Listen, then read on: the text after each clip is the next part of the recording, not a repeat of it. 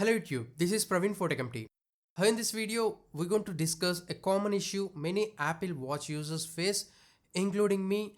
Your Apple Watch won't turn on after being dead. But don't worry, you don't need to buy a new watch just yet.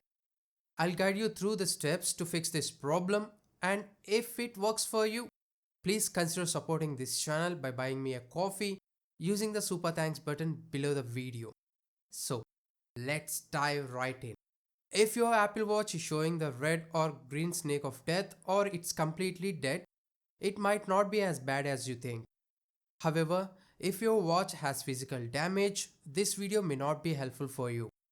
The primary reason an Apple Watch won't turn on after being dead is that it needs a high power charge to revive it.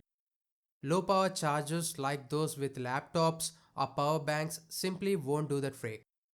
To get your Apple Watch up and running again, follow these steps.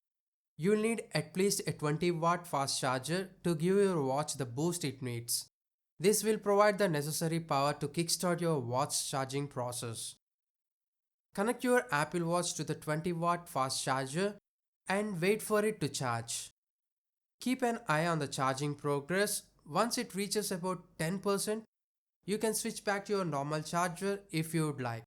To prevent this issue from happening again, make sure to charge your Apple Watch regularly. This helps maintain the battery's health and ensures you won't find yourself with a dead watch in the future. And that's it. Following these steps should bring your dead Apple Watch back to life. If this video helped you, please hit that like button to let others know it's a useful solution, and also consider subscribing to this channel. Thanks for watching, and I'll see you in the next one.